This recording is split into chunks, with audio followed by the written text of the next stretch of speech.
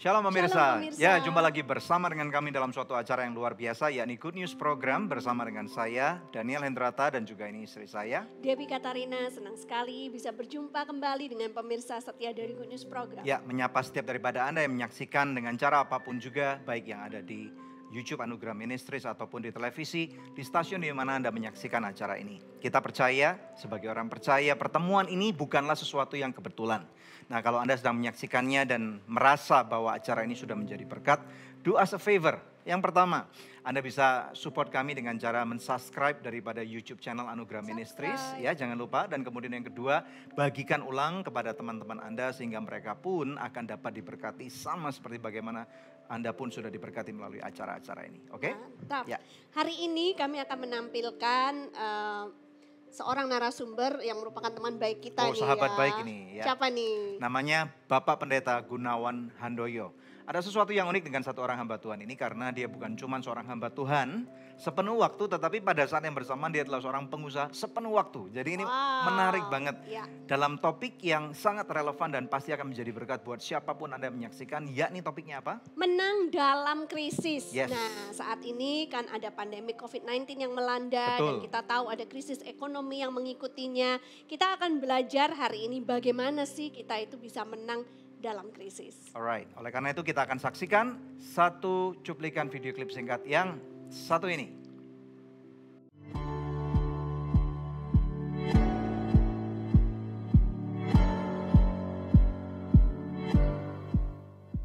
Krisis menjadi kata yang ditakutkan hampir setiap orang di kondisi saat ini. Krisis ekonomi, krisis kesehatan, bahkan krisis dalam hubungan. Semua itu tidak akan luput dalam hidup kita, termasuk kita orang percaya. Namun apa sih sebenarnya yang membuat kita dapat menang meskipun di dalam krisis?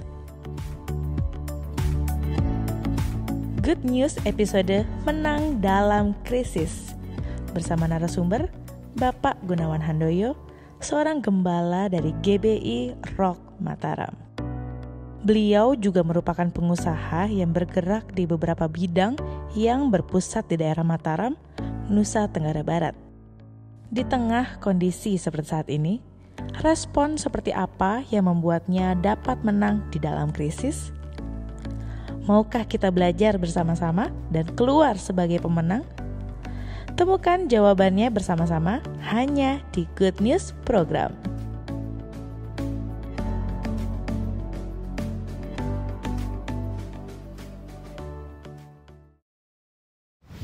Jelas apalagi di awal-awal ya, 1 bulan 2 bulan pertama itu orang paranoid, nggak berani keluar rumah, nggak berani apa. Jadi ya kita bersyukur teknologi sudah cukup maju ya. Iya. Kita bisa pakai video call, bisa pakai Open your eyes, here are good news for you. Good news for you. Masih bersama kami di Good News Program. Tema kita hari ini adalah menang dalam krisis. Yes. Menampilkan narasumber yang sudah kami janjikan yaitu Bapak Gunawan Handoyo yang juga akrab kami panggil Bro Yoyo. Halo Bro Yoyo, apa kabar? halo, Shalom. shalom. Ya, puji Tuhan, senang banget akhirnya you are willing untuk kami bisa feature di Good News Program. Ya, ini dari Mataram ya, dan Yes. Mataram Jakarta, no problem zaman Yes, sekarang. jadi puji Tuhan ya, beliau ini adalah seorang hamba Tuhan, gembala sedang daripada sebuah gereja yang sangat luar biasa, yang kami cukup sering untuk pelayanan ke sana, yakni GBI Rock di Mataram, di Pulau Lombok. Yes, Yeay. haleluya. Yes, Dan ada hari sesuatu ini yang tuh, sangat spesial. aha, Hari ini adalah beliau berulang tahun ke 51. Kita rayakan dulu deh. Happy Thank you, birthday to you. Happy birthday to you. Happy birthday, happy birthday, happy birthday Bro Yoyo. Oke, ditiup dulu bro, lilinnya bro, silakan. 3, 2, 1. 2, 1. Oke, alright. Selamat ulang tahun ya, Selamat puji ulang Tuhan. tahun. Tuhan memberkati selalu, Thank you panjang so much. umur. Dan terima kasih untuk kuenya nanti kami akan nikmati. Haleluya, puji Tuhan. Ya, puji Tuhan bro, akhirnya kita nunggu lama banget loh. 15 tahun selalu menunggu bro dengan setia kapan untuk appear di Good News program. Betul nggak? Akhirnya hari ini dia datang juga. Nah boleh tahu nggak, ini kita kongko-kongko dulu ya, chit-chat dulu. Apa yang membuat Anda bersedia akhirnya untuk tampil di Good News program? Silakan. Apa ya? Iya sungkan mungkin ya. Karena nolak terus. Saya lihat akhir-akhir ini bro itu very aktif di sosial media, terutama untuk IG Live. Betul ya? Apa yang membuat Anda tiba-tiba pindah jalur gitu? Ya sebenarnya kalau IG Live itu saya hanya mengequip jemaat ya. Karena mereka juga kan bicara bahwa jarang bisa ketemu secara langsung, jarang bisa, kan kita PSBB ya. Dalam artian bukan PSBB ya, sebenarnya kita juga nggak boleh, mesti social distancing, nggak boleh ketemu. Dan mereka bilang, Pak Gembala tolong dong sekali-sekali kita pengen tahu, pengen dengar suaranya, pengen tahu Bapak sampaikan sesuatu buat kami dan sebagainya. Akhirnya tim di cyber kami usulkan coba aja buat IG Live gitu ya. Jadi sebenarnya ya ikut-ikutan orang juga sih sebenarnya. That's yang good. lihat, belajar. That's good. Karena saya nggak se-expert bro, nggak expert seperti bro dan sis ya. Jadi udah biasa gitu. Nah ini buat saya belajar lagi satu hal. Tapi tujuannya ya memang untuk memberikan informasi ya dan menyampaikan hal-hal yang yang penting buat jemaat supaya mereka bisa tetap kuat di masa pandemi seperti ini. Puji Puji Tuhan. Good. Puji Tuhan. Untuk ulang tahunnya nih. Untuk tahun ini apa yang diharapkan dari Tuhan atau hal-hal apa yang lagi didoakan? Silakan. Kalau doa sih ya pasti kita berdoa buat pandemi Covid ini bisa segera berlalu ya. Karena ini memang terus terang saya bilang ini melelahkan ya. Ini jangka panjang. Dan memang saya bilang biasanya saya tidak pernah selama ini tidak kemana-mana. Ini kalau kita ngomong jujur ya. Iya. Ini hampir 6 bulan 7 bulan saya stay di Lombok dan going nowhere gitu ya. Nggak bisa ke Surabaya, nggak bisa ke Sumbawa ngurus pekerjaan dan ya memang harus semua dimonitor dari dari media ya, lihat lewat video call dan sebagainya. Gitu.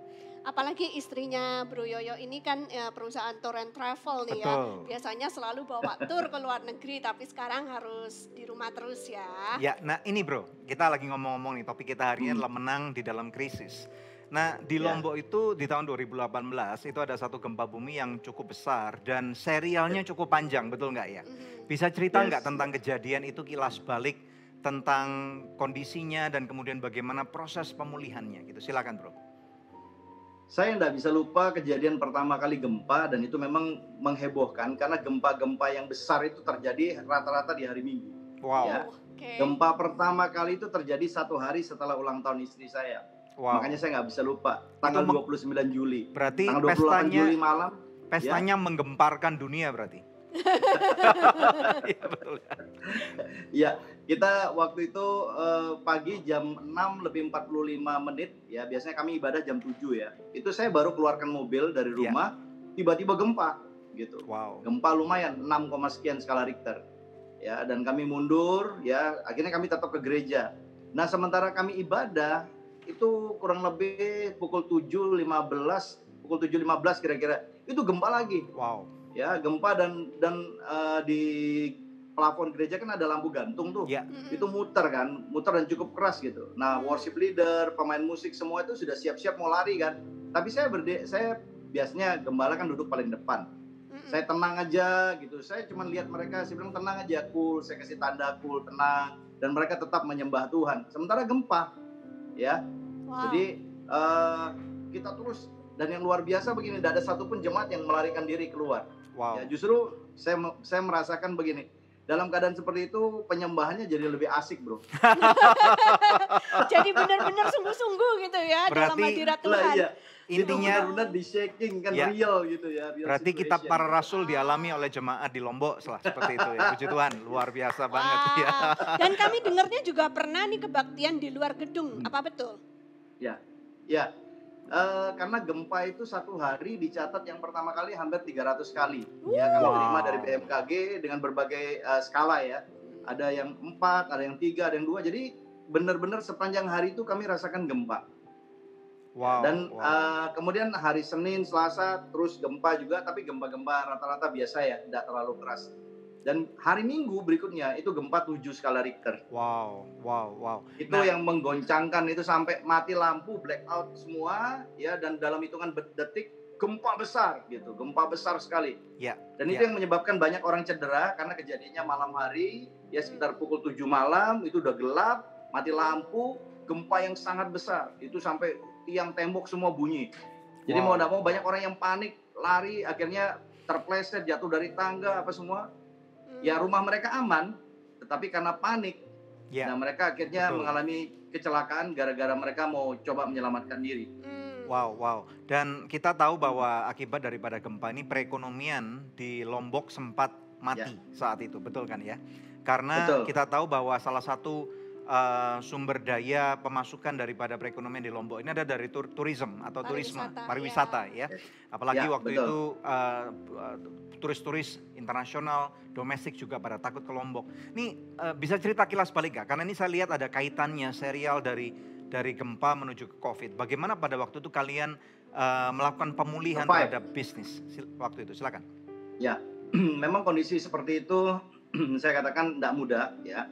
Karena bisnis travel pasti down. Jadi kami kantor juga waktu itu sempat ada accident ya di kantor, ada salah satu karyawan yang juga cedera dan kemudian akhirnya meninggal dunia ya karena gempa itu ya, itu menimbulkan trauma yang juga cukup berat ya, tapi ya kita mesti survive ya, kita mesti tetap jalan dengan apa yang ada. Bisnis yang lain yang jalan pada waktu itu mungkin hanya sembako ya, karena sembako itu kan tetap kebutuhan pokok ya, dan obat-obatan ya.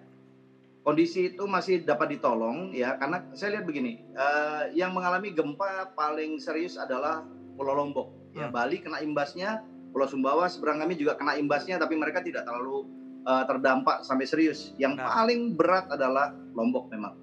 Ya, sendi perekonomian kita goncang dan boleh dikatakan semua yang lain nggak bisa support. Cuman memang waktu itu pertanian masih cukup berjalan dengan baik ya, ada tembakau, ada jagung, ada beras dan sebagainya, itu masih bisa survive.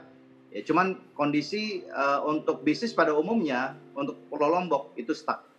Oh, I see, oke. Ya.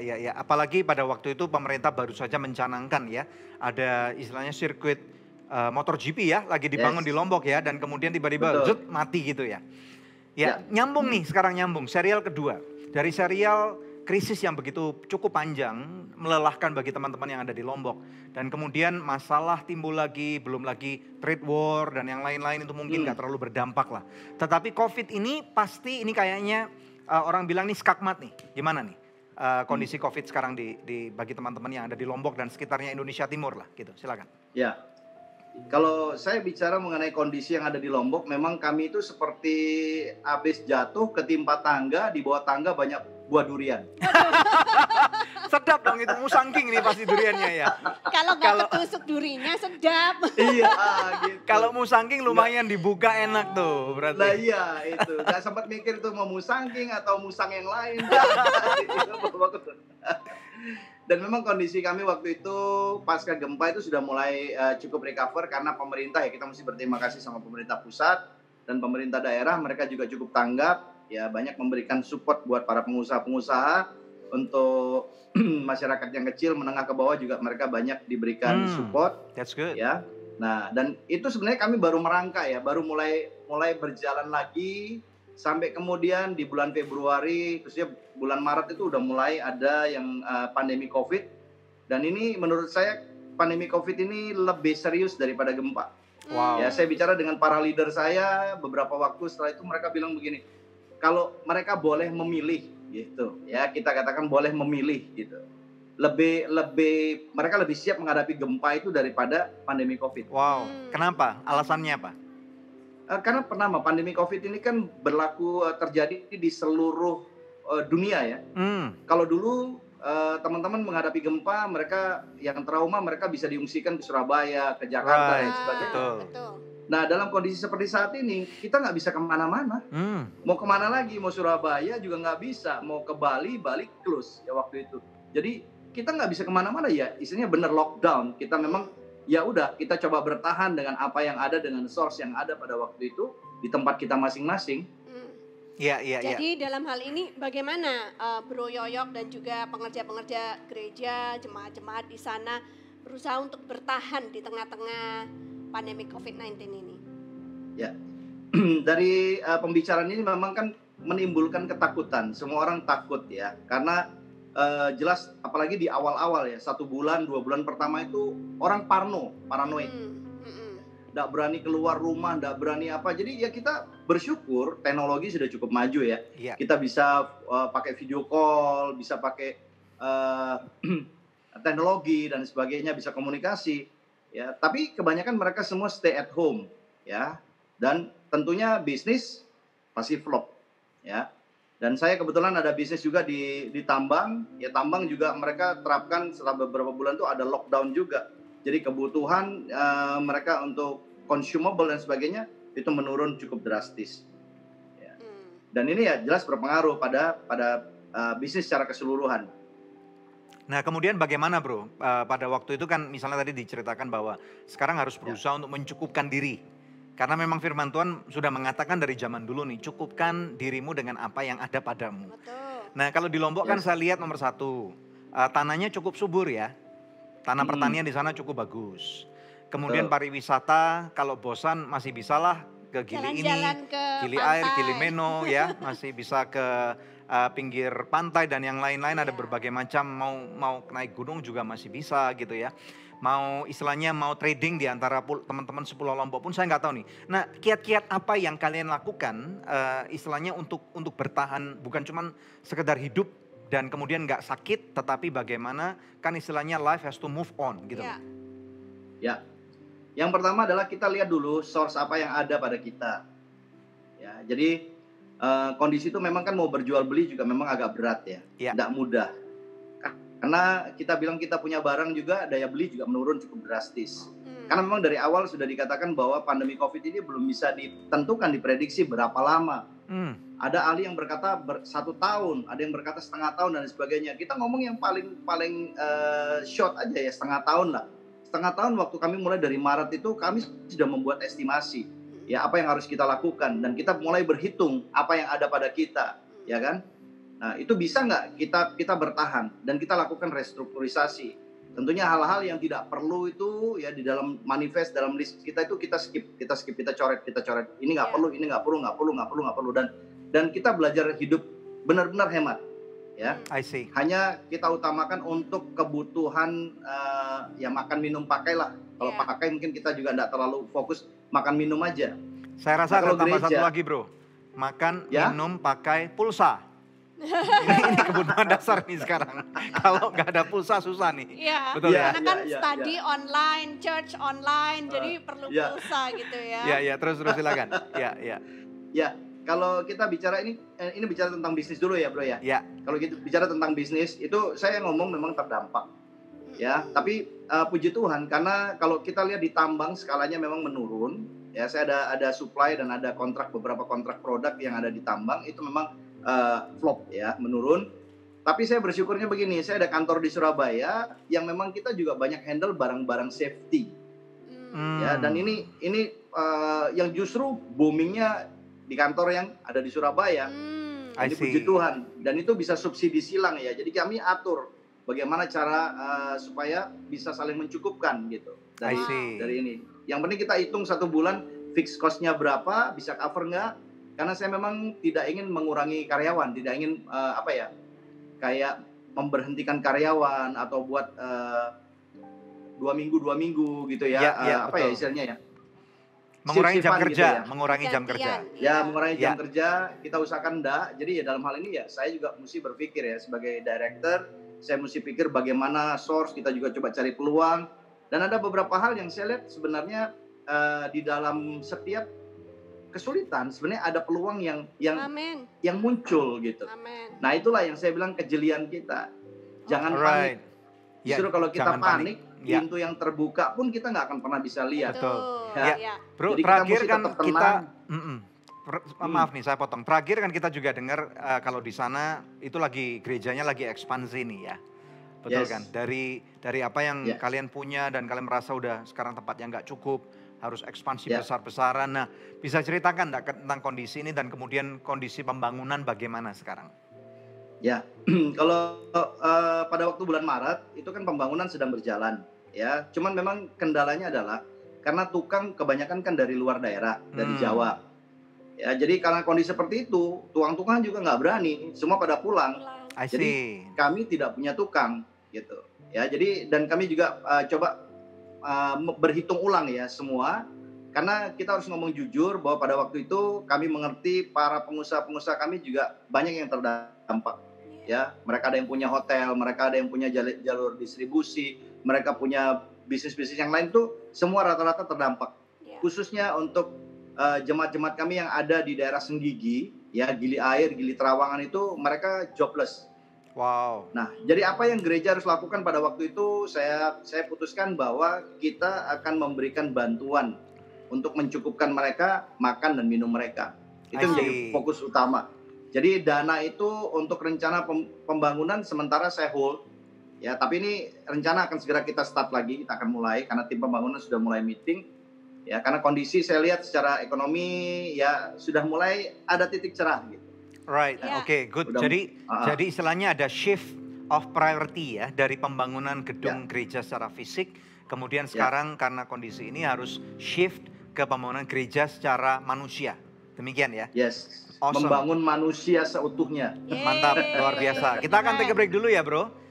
Oke, Ya, oke. siap. Nah, pemirsa sekalian bagaimana dengan Anda? Saya tahu bahwa di dalam kehidupan kita, termasuk Anda yang menyaksikan, pasti ada krisis dong ya. Karena COVID nggak mungkin lah zaman sekarang, kecuali kalau misalnya Anda misalnya pemilik daripada perusahaan-perusahaan teknologi atau mungkin Anda jual kebutuhan-kebutuhan dasar untuk misalnya internet dan yang lain-lain, maka bisnismu mungkin akan booming.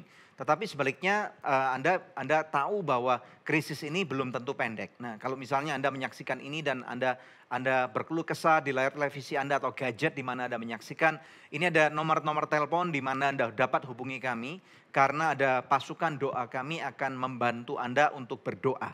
Nah, silakan hubungi kami melalui email ataupun melalui WA dan nanti kita percaya bahwa firman Tuhan selalu mengatakan kepada kita bahwa doa orang benar itu besar kuasanya. Oke, jangan kemana-mana, nanti kita akan sambung lagi dengan narasumber hanya di Good News program. Ya infonya gitu dari teman di Amerika. Kita mau beli inden nggak bisa nih, udah dikirim ke Indonesia gitu. Lah kita lihat pandemi COVID ini orang juga aware ya dengan kesehatan, mereka olahraga. Open your eyes, hear our good news for you. Good news for you. Ya, Anda masih menyaksikan kami di Good News program dan sekali lagi kalau Anda tahu bahwa episode ini sudah menjadi berkat buat Anda, yuk jangan lupa subscribe dulu ya, karena pada waktu Anda subscribe Anda memberikan support yang very real kepada kami. Puji Tuhan, kembali bersama dengan seorang narasumber, seorang sahabat baik kami yaitu Bapak Gunawan Handoyo yang akan menjadi berkat buat Anda dalam satu topik yang sangat relevan yaitu menang melawan krisis. Kembali kepada Bro, silakan. Ya, nah Bro Yoyo bisa nggak memberikan kiat-kiat nih ya, karena kan tentunya dengan pandemik ini semua pemirsa Good News juga kena dampaknya. Apa yang harus kita lakukan, kiat-kiat untuk kita bisa bangkit kembali atau bahkan supaya bisnis kita, usaha kita ini bisa kembali jalan dan menang. Betul. Gitu. Silakan Bro. Yes. Yang pertama tips saya adalah cek posisi. Maksudnya gimana tuh? Ya, maksudnya gini, kita cek posisi kita masih ada dalam perjanjian dengan Tuhan atau tidak. Oh. Karena Roma 8:28 berkata bahwa kita harus tahu sekarang bahwa Allah turut bekerja di dalam segala sesuatu untuk mendatangkan kebaikan bagi mereka yang mengasihi Dia, Amin. yaitu bagi mereka yang terpanggil sesuai dengan rencananya. Amin. Nah, ayat ini yang banyak saya share kepada leader, karena saya katakan bahwa gini, Tuhan itu berjanji dan Tuhan tidak pernah mengingkari janjinya. Ya. Ada satu kekuatan yang besar di saat pandemi COVID ini adalah bagaimana kita melibatkan Tuhan di dalam seluruh aspek kehidupan kita. Betul. Ya, termasuk kesehatan tubuh, jiwa, dan roh kita. Ya, bukan hanya bicara tentang masalah bisnis saya katakan. Ya, karena saat-saat ini yang menjadi PR adalah ketakutan, kekhawatiran. Itu yang kita harus kalahkan lebih dulu. Ya, saya cuma katakan pertama cek posisi, Karena firman Tuhan berkata begini, Tuhan berjalankah dua orang bersama-sama kalau mereka belum berjanji, dalam Amos 3 ayat 3. Ya, jadi kita harus benar-benar sadar kembali ya. Jadi kalau kita berbuat sesuatu yang salah atau kita melakukan hal-hal yang tidak benar, kita mesti kembalikan dulu hati dan hidup kita ke Tuhan. Right. Karena Tuhan tidak mungkin bekerja sama dengan orang-orang yang tidak mengikat perjanjian dengan Dia. Ya, ini yang pertama ya. Betul ya. Oke, berikutnya. Ya, jadi nggak mungkin Tuhan mau bekerja sama dengan kita kalau kita tidak mengikat janji dengan Dia. Iya. Dan yang kedua adalah setelah cek posisi, kita mesti change our mindset, cara berpikir kita. Saya senang karena gembala senior kami, Pak Timotius Arifin, selalu berkata begini, di dalam aksara Chinese, Cina, tidak ada kata krisis. Yang ada adalah peluang. Nah, kalau dalam keadaan sesulit apapun, kalau cara pandang kita benar, kita akan tetap kuat. Dan kita akan bisa melihat peluang-peluang yang ada di depan kita. Ya. Jadi sementara orang-orang menangisi keadaan mereka, sementara orang-orang mengeluh dan sebagainya, saya katakan kepada diri saya sendiri dan saya katakan kepada keluarga saya dan tim semua yang bersama dengan saya, kamu nggak perlu khawatir. Karena Allah kita turut bekerja bersama dengan kita untuk mendatangkan kebaikan loh. Ya, ini saya mau tanya dulu bro. Melihat peluang ini memang sering dibicarakan oleh banyak orang akhir-akhir ini ya. Karena memang pasti kita tahu seharusnya pasti ada satu atau dua peluang. Nah cuman pertanyaannya gini, bagaimana caranya untuk kita jeli melihat peluang itu? Kan istilahnya gini loh, apakah boleh kita ini switch misalnya dari satu pekerjaan atau satu bisnis yang dulunya mungkin kita nggak mau, terus kemudian tiba-tiba karena terdesak kita harus pindah jalur misalnya seperti itu. Bagaimana bro, ada tips nggak mengenai melihat peluang? Buat saya sih sebenarnya gini, ini yang namanya wisdom. Ya. Jadi kita tidak bisa memaksakan sesuatu yang memang belum bisa bergerak. Saya nggak katakan tidak bisa bergerak. Ya. Karena untuk segala sesuatu bisnis ada timingnya. Kita mesti mengerti sebagai pengusaha itu harus bisa baca peluang. Orang bilang harus tahu timingnya. Contoh soal begini, saya bangun perumahan FLPP ya, perumahan murah. Ya, jadi saya membangun ini sudah berdiri, sudah selesai semua, dan kemudian apa yang terjadi? Dana untuk subsidi perumahan banyak juga ditarik untuk pandemi COVID ya. Sehingga proyek agak sulit ya, kuotanya sangat terbatas. Dan dalam kondisi seperti itu tentunya saya tidak akan konyol untuk terus memaksa membangun ya, sementara marketnya atau bank yang memberikan subsidi itu belum punya loan, belum punya dana. I see. Jadi mau tidak mau saya mesti mencari peluang yang lain sementara, bukan saya tinggalkan. Nah saat ini planningnya nanti, karena saya juga koordinasi dengan teman-teman dari Real Estate Indonesia. Diharapkan nanti awal Januari tahun 2021 baru akan ada dana luncuran lagi untuk pembangunan dan baru kita akan set langkahnya kita seperti apa. I see. Nah, saya sekarang bergerak ke tempat yang lain bro. Nah apa itu? Karena kalau untuk diri Bro Yoyo sendiri, apa yang Bro lakukan di dalam melihat peluang secara pribadi? Kalau saya pertama, saya pasti wisdom dari Tuhan. Ya. Ini yang pertama, mesti kalau orang bertanya sama saya gini, Pak jangan terlalu rohani lah. Kita mesti down to earth lah, mesti relevan lah. Betul. Cuman saya bilang begini loh, jangan salah bahwa Tuhan itu relevan dalam kehidupan kita. Amin. Sangat relevan kalau menurut saya. Ya. Kalau orang berkata begini, dikit-dikit Pak Pendeta selalu bilang tanya Tuhan. Loh, saya bilang emang kamu tanya setan? Ya jangan dong. Ya. Loh, makanya justru saya katakan kan gini. Tuhan, ya. betul. Setuju banget. Iya kan, saya selalu mengembalikan, saya bilang begini loh, kamu mau nggak Tuhan bekerja sama dengan kamu untuk mendatangkan kebaikan? Ya, mau pasti kan? Mau, Iya kan? Tetapi masalahnya adalah kita nggak bisa apa namanya tutup gitu ya, bahwa kita memang butuh sesuatu terobosan yang baru dan itu semua datangnya dari Tuhan. Betul. Nah ini saya mau tanya nih, ada beberapa yang real nih. Nomor yang ini tadi udah dijawab nih. Nah istri Bro kan pengusaha di bidang travel. Tadi siang kebetulan saya juga lagi WhatsAppan dengan seorang teman yang punya travel agent nih ya. Dan dia bilang nih 6 bulan nggak ada income di bidang travel.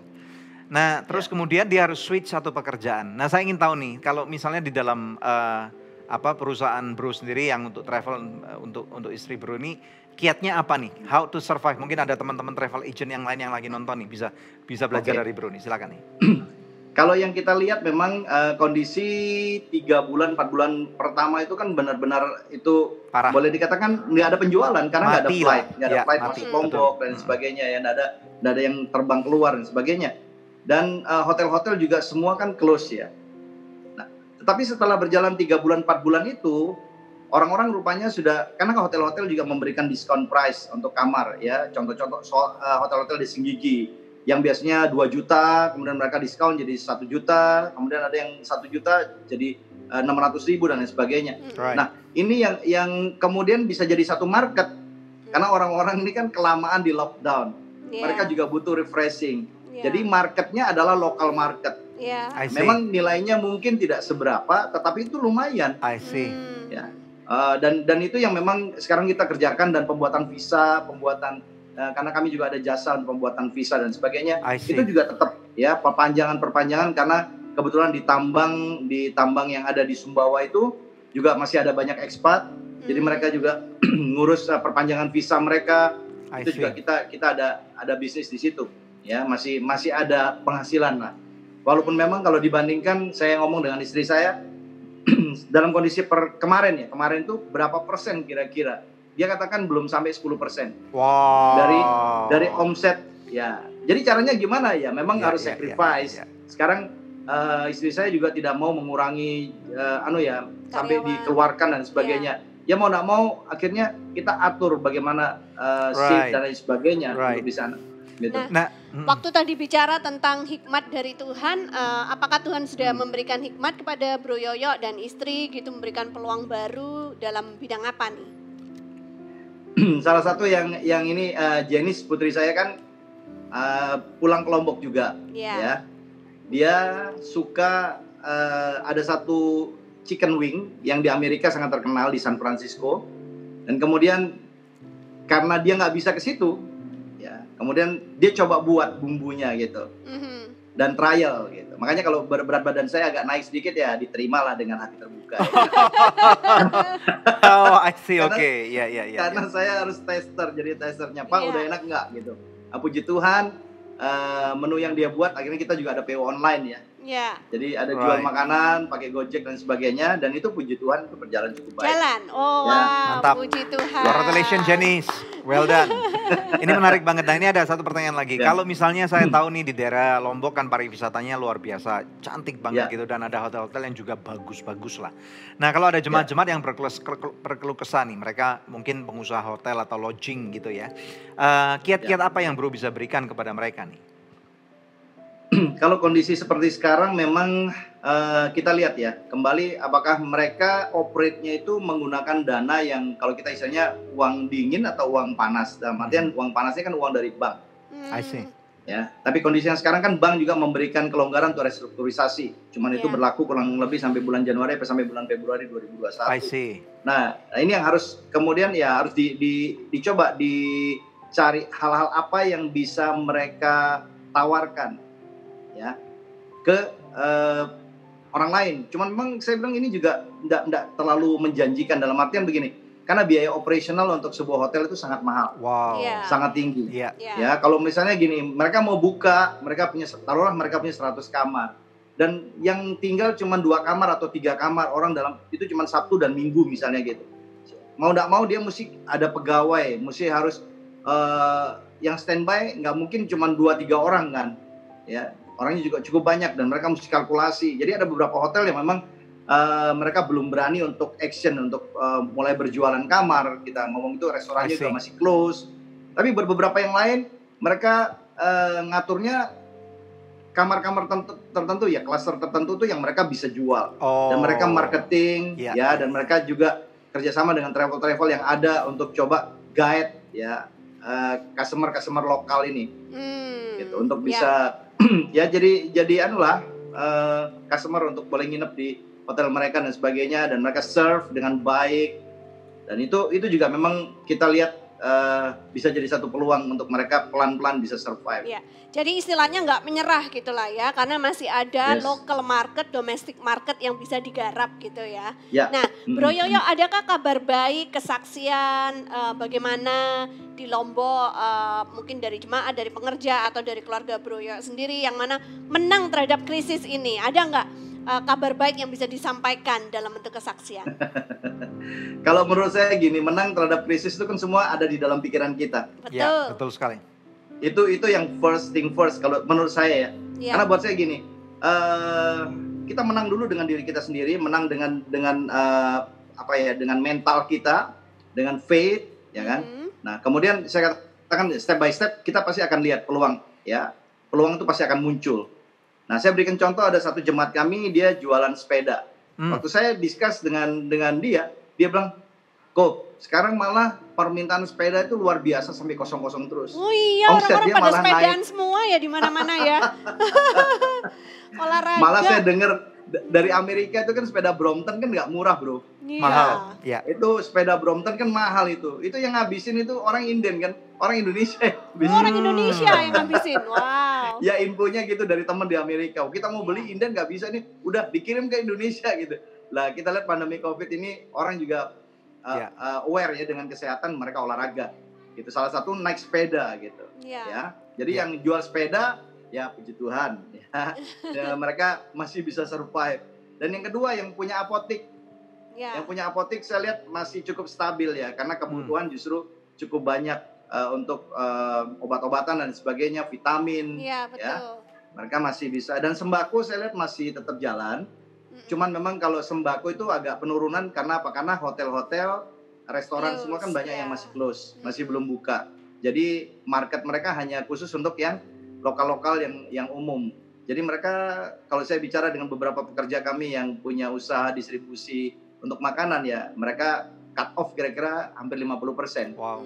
Iya, iya, iya. Nah, Tapi selain ya, dari saya bilang ada harus bersyukur, tetap bersyukur masih ada market gitu, ya kan? Alright. Nah, kondisi seperti ini kan ada yang sama sekali yang mereka kerja di hotel, mereka udah dirumahkan ya, bahkan mungkin ada yang sudah dikeluarkan gitu. Jadi mereka sudah tidak punya penghasilan. Makanya saya bilang tetaplah belajar bersyukur dalam keadaan seperti ini. alright. Ya kan, Dari kita- dua poin yang ya. tadi dibagikan, ada nggak poin lain lagi yang kita semua bisa belajar dari Bro Yoyo nih? Dalam kondisi seperti ini ya kita harus saling bertolong-tolongan. Betul. Oh, oke. That's good. That's good. That's Ya. good. That's good. Setuju. Ini waktunya untuk kita tidak egois. Ya. Waktu untuk kita juga berbagi ya. Yes. Sebagai contoh, dari gereja kita juga ada punya posko untuk bantuan untuk jemaat dan juga untuk orang-orang yang non jemaat kalau mereka membutuhkan sembako dan sebagainya. Ya, termasuk juga kami juga terlibat dengan beberapa gereja-gereja lokal yang lain, rekan-rekan kami sepelayanan yang panti asuhan dan sebagainya, mereka yang membutuhkan ya kita juga distribusikan buat mereka. Jadi sebagai keluarga besar ya, kita nggak bicara masalah denominasi gereja A, gereja B, tapi kita bicara tentang kesatuan tubuh Kristus. Very Ya, interesting. kami bisa berperan di situ, ya kami akan bantu semaksimal kami karena ini semua adalah keluarga. Wow. Keren, iya. luar Keren banget. biasa. Very, very good. Very Ya, good. Ya. puji Tuhan. Kalau kita juga ngajarin kepada jemaat kita ya bahwa kalau bisa tuh saling membeli di antara kita gitu. Jadi saling memberkati di antara jemaat. Ya. Ya, seperti itu. Good. Kita akan take a break, tapi sebelumnya saya rindu membacakan doa yang sudah terjawab nih ya dari seorang pemirsa yang beberapa saat lalu mengirimkan kembali praise reportnya dari seorang ibu tepatnya. Shalom Bapak dan Ibu Good News, terima kasih atas dukungan doanya untuk anak saya yang sedang merantau di Kalimantan. Sekarang anak saya sudah sembuh dari sakitnya demam dan sakit tenggorokan selama seminggu sampai diisolasi di kos-kosannya. Tapi ternyata setelah dicek dokter hanya radang biasa dan sudah mulai bekerja kembali. Tuhan Yesus memberkati. Luar biasa. Tuhan Yesus memberkati Yes. ibu juga dan anaknya. Masih adakah di antara pemirsa yang memerlukan bantuan doa atau konseling? Anda bisa hubungi kami di nomor-nomor telepon atau di email ke doa@anugerah.net. Tim konseling dan doa kami siap membantu Anda. Tetap stay tune bersama kami pemirsa, kami akan kembali lagi dalam Good News program. 1 tahun misalnya, 2 tahun kah, 3 tahun kah, we'll never know. Ya, selama-lamanya COVID ada di sini, saya berdoa biarlah kita semua akan melihat akhir daripada pandemi ini. Yang percaya katakan Amin. amin. Open your eyes, hear our good news for you. Good news for you. Masih bersama kami di Good News program. Hari ini kita sedang berbicara tentang menang dalam krisis. Kembali kepada narasumber kita, Bapak Gunawan Handoyo atau yang kami akrab panggil Bro Yoyo. Nah, Bro Yoyo ini kan sudah segmen terakhir. Adakah kata-kata hikmat yang bisa Bro berikan kepada pemirsa setia dari Good News program tentang kondisi saat ini? Silakan. Masalah kita bukan masalah bagi Tuhan. Itu yang pertama. Yang kedua, lebih mudah mana kita berjalan bersama dengan Tuhan atau kita berjalan tanpa Tuhan.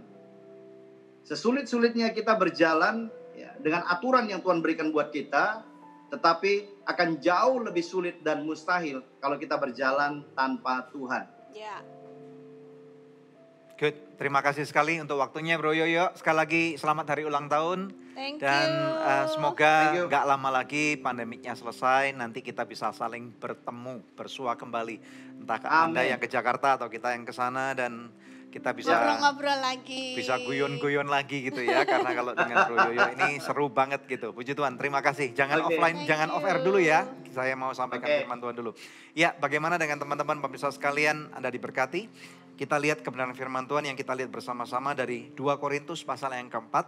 Kita lihat daripada ayat yang ke-16 sampai dengan ayat 18. Di sini firman Tuhan berkata, sebab itu kami tidak tawar hati. Tetapi meskipun manusia lahiriah kami semakin merosot, namun manusia batinia kami dibaharui dari sehari ke sehari. Ayat 17. Sebab penderitaan ringan yang sekarang ini mengerjakan bagi kami kemuliaan kekal yang melebihi segala-galanya. Jauh lebih besar daripada penderitaan kami. 18. Sebab kami tidak memperhatikan yang kelihatan, melainkan yang tak kelihatan. Karena yang kelihatan adalah sementara, sedangkan yang tak kelihatan adalah kekal. Ini menarik sekali pemirsa sekalian. Nah, kita tahu memang benar bahwa dari apa yang kita semua alami secara batinia ini, saya bisa pastikan bahwa kita banyak sekali yang kondisi batinia kita bisa dikatakan merosot gitu ya. Namun demikian teman-teman sekalian, perhatikan kita mesti jaga badan loh ya. Jangan sampai imunitas tubuh kita turun. Begitu banyak daripada kita kalau mau jujur berat badan kita naik, termasuk saya. Nah puji Tuhan beberapa hari ini kalau Anda ngikutin Instagram saya mulai olahraga kembali ya. Sebelumnya memang saya sudah berolahraga hanya di rumah saja. Karena jujur bicara selama 6 bulan pertama motivasi olahraga itu dibandingkan dengan sebelum COVID itu drop banget. Jujur nggak ya? Karena nggak bisa kesini, nggak bisa kesana. Ditambah lagi bonus di rumah istri saya masak terus makanan enak gitu ya. Jadi bisa dibayangkan. Dan kemudian pada waktu sekarang kalau misalnya kita mau banyak daripada kita ya udah mulai kembali beraktivitas kemudian pakai celana itu sesek gitu loh ya. Jadi akhirnya saya memutuskan untuk yuk kita kembali berolahraga. Nah di sini firman Tuhan mengajarkan kepada kita nggak boleh tawar hati nih. Dalam kondisi yang seperti sekarang ini sangat mudah untuk kita lose track, untuk kita kehilangan iman. Kita kehilangan pengharapan, untuk kita kehilangan kasih. Namun demikian Rasul Paulus mengatakan, dikatakan di ayat 17, penderitaan ringan. Katakan bersama dengan saya penderitaan ringan. 2, 3, penderitaan ringan. Ringan apanya gitu ya. Jadi apakah ini ringan? Sama sekali tidak. Tetapi kalau dikatakan dibandingkan dengan kekekalan. Ya, jadi saya masih ingat 1998 sampai dengan 2001 Indonesia pernah krisis moneter yang sangat gede. Memang tidak sebanding dengan sekarang, tetapi waktu itu saya juga sempat berpikir, saya jauh lebih muda dari sekarang, saya baru lulus kuliah, baru menikah. Saya baru berpikir waktu itu, gimana caranya untuk kita semua bisa menjadi lebih baik. And guess what guys, sekarang ini sudah tahun 2020, udah 22 tahun setelah itu, dan kita semua masih tetap sehat, masih tetap baik, lebih berhikmat, lebih percaya diri, lebih mengenal Tuhan. Kita mempunyai jaringan yang lebih luas, artinya penderitaan yang sekarang ini gak sebanding lah. Tuhan Yesus mengatakan atau firman Tuhan mengajarkan kepada kita, fix your eyes unto Jesus. Karena dialah yang setia, dialah yang sempurna. Kita gak pernah sempurna, kita selalu mempunyai kekurangan di dalam iman, di dalam apapun yang kita punya. Nih perhatikan ayat 18, menarik banget. Perhatikan apa yang tidak kelihatan. Karena yang kelihatan ini cuma fana, sementara. Kita gak tahu berapa lama si COVID ini akan ada di sini. Let's say 6 bulan udah gak mungkin udah lewat. 1 tahun misalnya, 2 tahun kah, 3 tahun kah, we'll never know. Ya, selama-lamanya COVID ada di sini, saya berdoa biarlah kita semua akan melihat akhir daripada pandemik ini. Yang percaya katakan amin. Ya, saya berdoa biarlah kita semua akan bersama-sama melihat akhir daripada pandemik ini.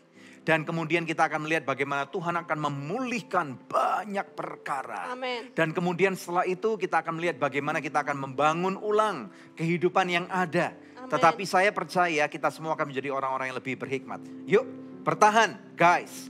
Karena kita akan pasti menang melawan Amin. krisis. Yang percaya katakan amin ya. Kita akan berdoa buat Anda sekalian. Kalau Anda percaya bahwa apa yang sudah dibagikan oleh narasumber pada hari ini sudah menjadi berkat buat Anda. Dan apakah Anda mau menang melawan krisis? Kita berdoa bersama-sama. Mari kita berdoa. Bapa, dalam nama Tuhan Yesus Kristus berdoa untuk setiap pemirsa sekalian. Mereka yang saat ini ditindas oleh permasalahan. Mereka yang tidak tahu dan tidak bisa melihat hari esok. Tuhan, Kau tolong mereka. Engkau berbicara kepada kehidupan mereka. Terima kasih karena Engkau adalah sumber daripada pengharapan kami. Hati kami kecut, hati kami lemah. Tolong kami Bapa. Dan kami percaya pada waktu kami terus bertahan. Kami memegang Tuhan daripada kuasa-Mu. Kami tahu Tuhan bahwa kami akan melihat sesuatu yang tidak kelihatan. Memang benar Engkau enggak kelihatan Tuhan. Engkau adalah Tuhan yang kekal. Tetapi Tuhan, kuasa-Mu itu real. Kuasa-Mu itu nyata.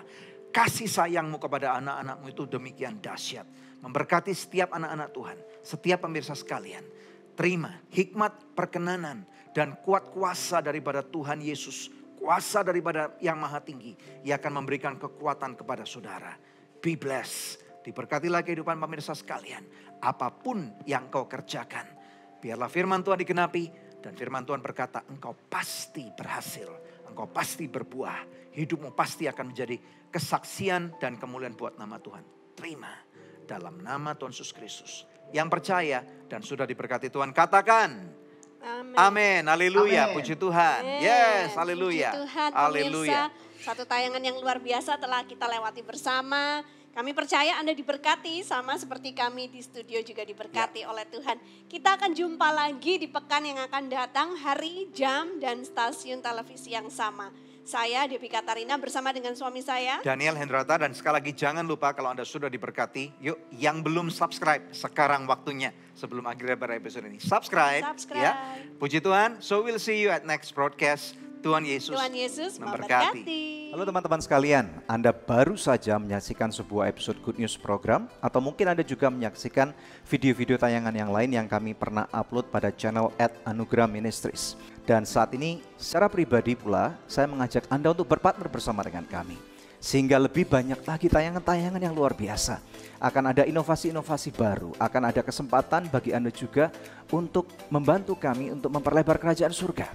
Jangan lupa untuk subscribe pada channel YouTube kami yaitu di @Anugerah Ministries. Anda bisa langsung pencet dan kemudian jangan lupa untuk pencet ada loncengnya. Sehingga apabila ada setiap video baru, tayangan baru yang diupload, Anda akan langsung mendapatkan notifikasi pada email Anda atau pada YouTube Anda.